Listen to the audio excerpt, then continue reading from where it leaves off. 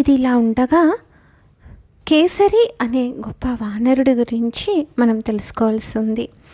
సుపర్వగిరి పైన ఈ వానరుడు ఉండేవాడు. 60,000 మంది వానరులకు నాయకుడు ఈ మహానుభావుడు.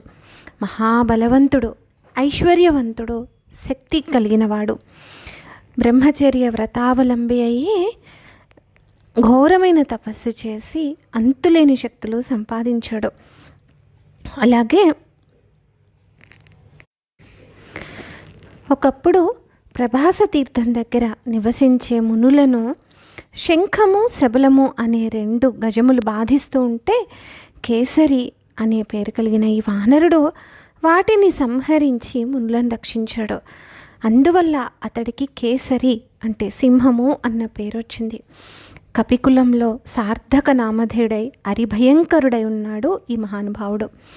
ఇంతలో శంభసాధనుడు అనే రాక్షసుడు బ్రహ్మ గురించి తపస్సు చేసి ముల్లోకాలు జయించేట్టు వరం పొంది దేవతలను మునులను విపరీతంగా బాధిస్తుంటే అంతా మళ్ళీ వెళ్ళి ఆయనకే మొరపెట్టుకున్నారు. అప్పుడు ఆ సరస్వతీ ధవుడు ఆ రాక్షసుడిని వధించగలిగిన వాడు సుపర్వతగిరిపై ఉన్న కేసరి అనే వానర వీరుడు. మీరు ఆ కేసరి అనే వానరుణ్ణి ఆశ్రయించండి అని చెప్పి పంపించారు. దేవతలంతా కేసరి వద్దకు వెళ్ళి, నాయనా శంభసాధనుడు పెట్టే బాధల నుంచి మమ్మల్ని కాపాడు అని అనగానే ధర్మరక్షణ కోసం ఆ రాక్షసుణ్ణి సంహరించడానికి కేసరి అంగీకరించాడు. ఇంతలో నారదుల వారు వెళ్ళి, రాక్షసరాజా, దేవతల్ని చంపడానికి కేసరి అన్న వానరుని నీ వద్దకు పంపుతున్నారు, జాగ్రత్త సుమా అని హెచ్చరించాడు.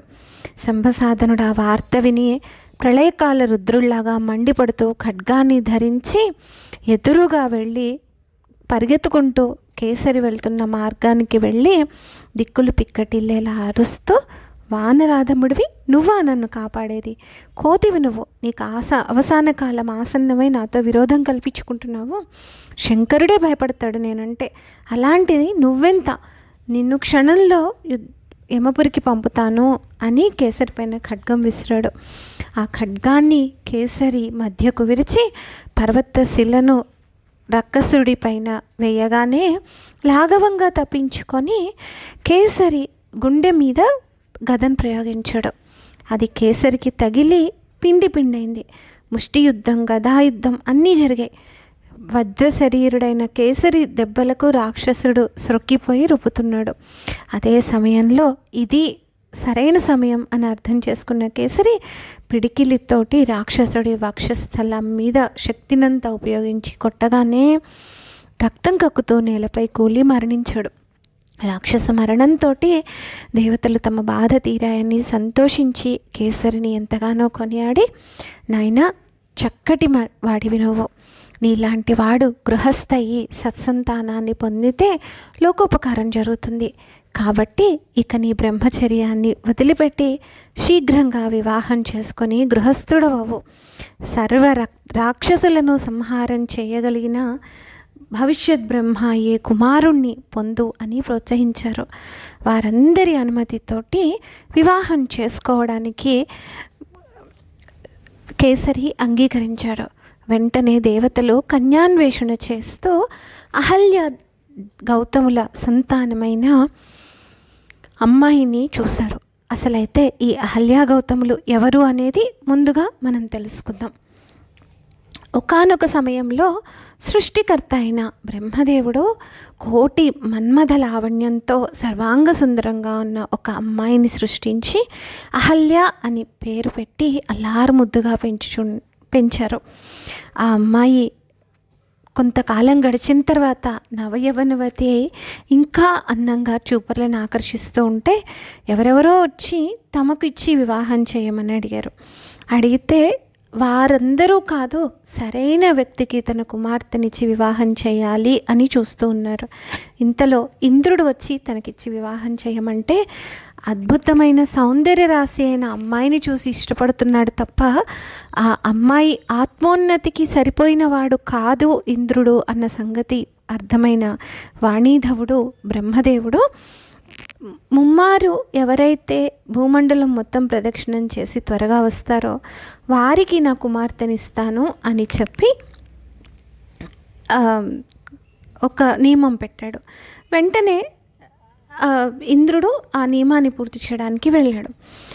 నారదుడికి ఈ సంగతి తెలిసి తన చెల్లెలికి సరైన భర్త ఈయన కాదు అని ఆయనకు కూడా అర్థమయ్యి గౌతమ ముని ఆశ్రమానికి వచ్చాడు. తపస్సమాధిలో ఉన్న ఆయనను తపస్సు భగ్నం చేసి మరి నీకు ఒక శుభవార్త చెప్పడానికి వచ్చానయ్యా అని చెప్తే, ఏమిటి స్వామి అంతా బాగున్నారా అని అడిగితే, నీకు పెండ్లి చేయబోతున్నాము అని. ఏమిటి స్వామి నాకెవరు పిల్లనిస్తారు, సర్వసంగ పరిత్యాగిని జటావల్కల ధారిని అని అంటే, ఆ పెండ్లి కూతురు ఎవరో కాదు నాయన, నా చెల్లెలే, నా తండ్రి సృష్టికర్త అయిన బ్రహ్మ అన్న సంగతి నీకు తెలుసు కదా. చక్కటి అందంతో సౌశీల్యంతో ఉన్నతురాలైన అమ్మాయిని సృష్టించాడు నా తండ్రి. నా చెల్లికి నువ్వే తగిన భర్తవని నిశ్చయించుకున్నాం. ముహూర్తకాలం ఆసన్నమవుతుంది, త్వరగా బయలుదేరు అని అంటే, స్వామి సర్వసంగ పరిత్యాగిని నేను, నాకెందుకు ఈ బంధాలు అని అంటే, అదేమిటయ్యా అన్ని ఆశ్రమాల్లో గృహస్థాశ్రమం గొప్పది కదా. ఋషీశ్వరులంతా గృహస్థులై భార్యతోటి కబురం చేసి భార్యాభర్తలు చక్కగా కలిసి ఉండి సత్సంతానాన్ని పొంది లోకోపకారం చేయడం లేదా? దానివల్ల ఆ అమ్మాయి తపస్సుకి ఏమన్నా ఆటంకం కలుగుతుందా, లేకపోతే ఆ ఋషీశ్వరుడికి ఏమన్నా ఆటంకం కలుగుతుందా?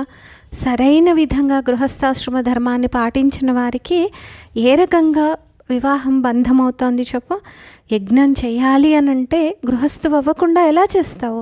నీ పక్కన నా చెల్లెలు భార్యగా కూర్చున్న తర్వాత గృహస్థాశ్రమ ధర్మాన్ని అవలంబిస్తూ యజ్ఞయాగాది క్రతువులు చేసి నీ జీవితాన్ని పండించుకో.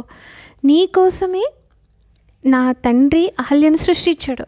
మార్గదర్శి మహర్షి అని పెద్దలు అంటారు. అందుకే వివాహం చేసుకొని ఎలా బ్రతకాలి అనేది మార్గదర్శకత్వం చెయ్యి నువ్వు లోకానికి. ఇది విధి శాసనం, ధిక్కరించడం ఎవరికి సాధ్యం కాదు అని చెప్తే విధి నిర్ణయానికి గౌతమ మహర్షి బద్ధుడయ్యి వివాహానికి అంగీకరించి నారదుని వెంట వెళ్తున్నారు. దోవలో ప్రసవ స్థితిలో ఉన్న కపిల గోవును చూసి నారదుడు మహాదానందపడ్డాడు. స్వామి మునీంద్ర, ఈ గోవుకి ముమ్మారు ప్రదక్షిణం చెయ్యి, ఆ పుణ్యము నీ వివాహానికి దోహదపడుతుంది అని చెప్పగానే, ఇది ఎంతటి పుణ్యకార్యం, ఆవుకు ప్రదక్షిణం చేయడమే పుణ్యకార్యం, అందులో కపిలధేనువు, అందులో ప్రసవిస్తోంది అని చెప్పని ఆనందంగా ప్రదక్షిణ చేశారు గౌతమ మహర్షి. ఇలా తన సంకల్పానికి దైవబలం తోడవడం చూసి నారదుల వారు మరింత సంతోషించారు. బ్రహ్మదేవుడి వద్దకు చేరి నమస్కరించగానే, ఏమిటి నాయనా, ఏమిటి గౌతమ మహర్షిని తీసుకొని వచ్చావు అంటే, నాయనా అహల్యన్ వివాహం ఆడడానికి గౌతముడిని తీసుకొని వచ్చాను నేను అని అంటే, నేను ఇలా నియమం పెట్టాను అంటే, ఇప్పుడే ముమ్మారు కపిలధేనుకు ప్రసవ స్థితిలో ఉన్న కపిలధేను ప్రదక్షిణం చేసి వచ్చాడు. తద్వారా గౌతమ మహర్షికి మొత్తం భూప్రదక్షిణం 3 సార్లు చేసిన ఫలితం లభించింది. కాబట్టి వెంటనే వివాహాన్ని కనుల పండుగగా జరిపించు అని చెప్పనగానే ఆనందపడి, అంటే బుద్ధిబలం కూడా తోడైన ని చూసి తన కుమార్తె ఆత్మోన్నతికి సహాయం చేస్తాడు. అంటే భర్త అంటే కేవలము ఏదో వివాహం చేసుకున్నాము, కలుసున్నాము, పిల్లలు పుట్టారు, పెద్దవాళ్ళు అయ్యారు, ఒకరోజు చచ్చిపోయింది అమ్మాయి, అలా కాకుండా వయసులో పెద్దవాడైన భర్త తనకంటే వయసులో ఎంతో కొంత పెద్దవాళ్ళు అయి ఉంటారు. సాధారణంగా పెద్దవాడైన భర్త ఆ అమ్మాయి ఆత్మోన్నతికి కూడా సహాయం చేయాలి. ముందుగా తనని తాను భగవంతుడి దిశగా మలుచుకొని ఆ అమ్మాయిని కూడా ఆ మార్గంలో నడిపించి తన చేయి పట్టినందుకు జీవితంలో ఒక అడుగు ముందుకు వేసేలాగా చూడాలి తప్ప బానిసలాగా చూడకూడదు. లేకపోతే ఆమె అందాన్ని మాత్రమే చూసి ప్రేమిస్తే కొంతకాలం తర్వాత అందం తరిగిపోతుంది. అప్పుడు పరిస్థితి ఏమిటి? వేరే వాళ్ళ జోలికి వెళ్తారా? అలా కాకుండా ఆత్మోన్నతికి తోడ్పడేవాడే నిజమైన భర్త. కాబట్టి అలాగ చేసే గౌతమ మహర్షిని ఏరి కోరి తన చెల్లెలకి భర్తను చేశాడు నారదుల వారు. ఈ సంగతి అర్థమైన బ్రహ్మదేవుడు కూడా ఆనందంగా కన్యాదానం చేశారు. బ్రహ్మదేవుడు, వాణీదేవి ఎంతగానో సంతోషంగా గౌతమ మహర్షి చక్కగా అహల్యాదేవి కూడా ఆనందంగా అంగీకరించింది. వారిరువురి వివాహం కన్నుల పండుగగా చేసి గౌతమ మహర్షి వెంట అహల్యాదేవిని పంపిస్తూ ఉంటే అప్పుడు ఎదురొచ్చిన ఇంద్రుడికి విషయమంతా అవగతమై ఎంతో కోపం వచ్చింది. తాను కోరుకున్న అమ్మాయి తను చేజారిపోయింది, ఎప్పటికైనా సరే వదలకూడదు అన్న ఒక దుర్బుద్ధి కూడా ఆ క్షణంలో మనసులో మెదిలింది. కానీ ఇక్కడ అహల్యాదేవి, గౌతములు మాత్రం చక్కటి ఆదర్శవంతమైన జీవితాన్ని గడుపుతూ ఆశ్రమ ధర్మాలను నెరవేరుస్తూ చక్కటి సౌఖ్యాలను అనుభవిస్తూ గృహస్థాశ్రమ ధర్మాన్ ప్రకారం ఉంటూ అలాగే తమ ఆత్మోన్నతిని కూడా చూసుకుంటూ ఇద్దరు పిల్లలకు తల్లిదండ్రులయ్యారు. ముందుగా పుట్టిన బాలుడికి శతానందుడు అని నామకరణం చేశారు. ఆ తర్వాత అహల్యాదేవికి చక్కటి పుత్రిక పుట్టింది. ఎంతగానో సంతోషించి అంజన అని పేరు పెట్టి అల్లారు ముద్దుగా పెంచుకుంటూ ఉన్నారు. తమ గృహస్థాశ్రమ ధర్మాన్ని, మహర్షిగా తన ధర్మాన్ని, మహర్షి పత్నిగా తన ధర్మాన్ని, తల్లిగా, తండ్రిగా అన్ని విధాల అన్ని ధర్మాలను చక్కగా ఆచరిస్తూ తల్లిదండ్రులుగా, భార్యాభర్తలుగా, ఋషి పత్ని ఋషి జంటగా లోకానికి ఆదర్శప్రాయమయ్యారు అహల్యా గౌతములు. ఇంతలో అహల్యాదేవి మీద ఉండకూడని దృష్టితో ఉన్న ఈ ఇంద్రుడు ఒకసారి గౌతమ మహర్షిని మాయ చేసి స్నానానికి వెళ్ళేలా చేసి అహల్యాదేవి దగ్గరకు వస్తే ఆ తల్లి గమనించింది, మాయా గౌతముణ్ణి గమనించింది. అచ్చంగా తన భర్తలాగా నిలబడి కామవికార చేష్టలు చేస్తున్న అతన్ని చూసి, దేవేంద్ర, పతివ్రతనైన నన్ను అవమానించడానికి వచ్చావు. నిజానికి నీకు పోగాలం వచ్చి ఈ క్షణికమైన భోగమాసిచ్చి ధర్మవిరుద్ధంగా ఇలా ప్రవర్తించావు. కానీ నేను ఎంత చెప్పినా లోకము నా మాట నమ్మదు కాబట్టి స్వయంగా ధర్మదేవత పాదం ఈ ఆశ్రమంలో పడే వరకు పాషాణ రూపంలో పడి ఉంటాను, ఆ ధర్మదేవతని ధ్యానిస్తూ అని చెప్పి తనను తాను శపించుకొని పాషాణ రూపంలో పడిపోయింది ఆ తల్లి. నదీ తీరంలో తపసమాధిలో ఉన్న గౌతముడు ఇదంతా తెలుసుకొని పరుగున ఆశ్రమానికి వచ్చి మానసికంగా పాషాణ రూపంలో పడి ఉన్న ఆమెను చూసి ఎంతో బాధపడ్డారు. ఇంత దీనస్థితికి ఇంద్రుడే కారణమని ఆయన్ని శపించారు. కానీ ఏం చేయాలి? అసలు అహల్యాదేవి తన జీవితంలోకి రాకముందు ఆయన వేరు, వచ్చిన తర్వాత భార్యగా, తన బిడ్డలకు తల్లిగా, ఋషిపత్నిగా తనకు సేవలు చేస్తూ తనలో సగమైన భార్య, తన పసిపిల్లలకు తల్లి, అలా పాషాణ రూపంలో పడి ఉంటే ఏం చెయ్యాలి తోచక ఆయన కన్నీరు మున్నీరు అవుతూ ఉంటే నారద మహర్షి అక్కడికి వచ్చి బావగారితోటి, నాయనా గౌతమ, విధి విధానాన్ని ఎవరూ తప్పించుకోలేరు. మహర్షివి, విచారం మొదలుపెట్టు. బిడ్డలను నువ్వొక్కడివి పోషించలేవు కాబట్టి నీ కుమారుడైన శతానందుణ్ణి విదేహ మహారాజు అయిన జనక మహారాజు వద్దకు పంపించు. ఆయన పెంచి పెద్ద చేస్తాడు, ఆయన ఆస్థాన పురోహితుడు అవుతాడు. అలాగే ఈ చిన్న పాప అయిన అంజనను సంతానహీనుడైన కుంజరుడు, వింధ్యావళి అనే వానర దంపతులకివ్వు. ధర్మదేవత పాదం ఈ ఆశ్రమంలో పడే వరకు నా చెల్లెలు, నీ భార్య ఆయన పతివ్రత అయిన అహల్యాదేవి అలాగే ఉంటుంది, నీవు కూడా తపస్సమాధిలో ఉండు అని చెప్పి కర్తవ్యోపదేశం చేశారు. అలాగే అని చెప్పి వానరి యోధుల్లో కుంజరుడు, వింధ్యావళి అనే పేరు ఉన్న దంపతులు అఖండ శివపూజ ధురంధరులు సంతానం కోసం ఘోరాటవిలో తపస్సు చేస్తే, నీకు ప్రస్తుతానికైతే మీరూరికి కూడా సంతానం మీ కడుపున పుట్టే యోగం లేదు, కానీ ఒక ఋషిపత్నిక లభిస్తుంది మీకు. కన్నబిడ్డలాగా పెంచుకున్నందువల్ల ఆమె వల్ల ఆ అందాల రాశి అయిన మీ పెంపుడు కుమార్తె గర్భంలో నా అంశతోటి లోకోత్తరుడైన పుత్రుడు జన్మిస్తాడు. సూర్యకాంతిని మించిన సుందరాకారుడై ఉంటాడు. విరోధి యూధాన్ని చెండాడగలిగిన బాహుపరాక్రమం కలిగిన వాడు. సకల వేద శాస్త్రాలను అభ్యసించిన మహాపండితుడై సకల సద్గుణనిధి అయి ఖ్యాతి పొందుతాడు. తద్వారా మీ వంశానికి ఎంతో మేలు కలుగుతుంది అని వరం పొందారు.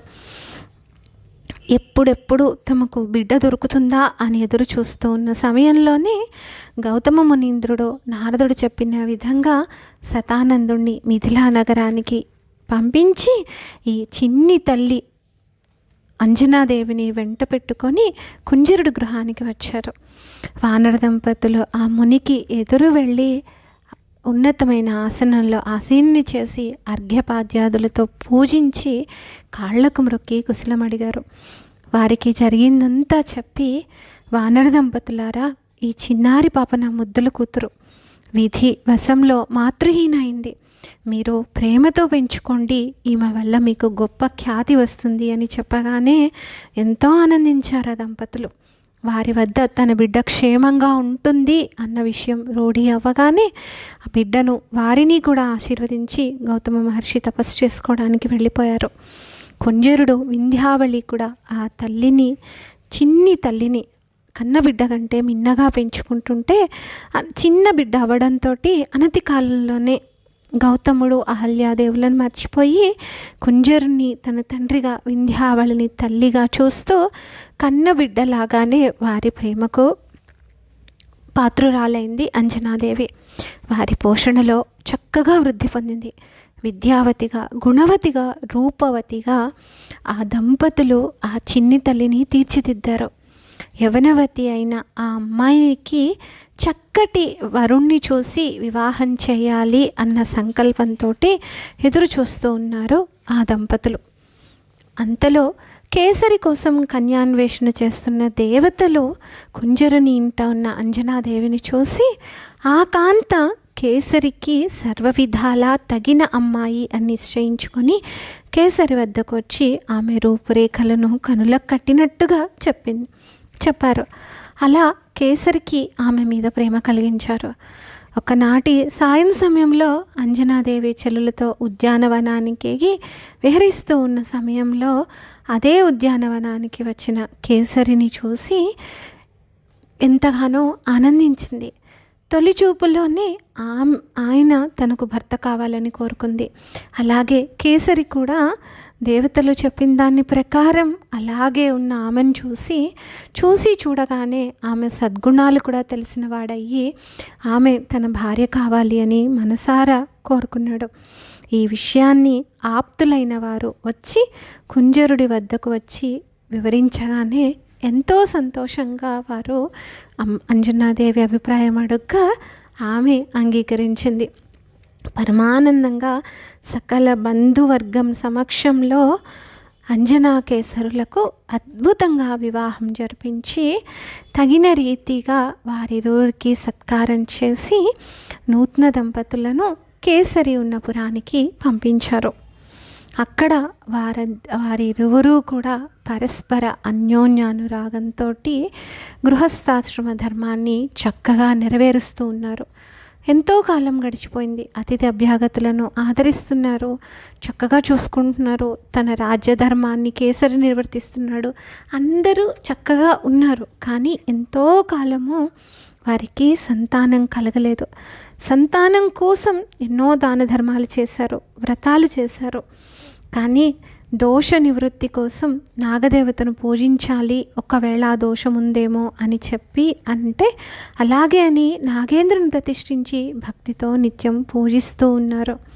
అలా ఎన్నో పుణ్యకార్యాలు చేసిన తర్వాత ధర్మదేవత వారు ఆచరిస్తున్న పుణ్యకార్యాలకు మెచ్చి వారికి సంతానం కలిగే మార్గాన్ని తెలపాలి అని నిశ్చయించుకుంది.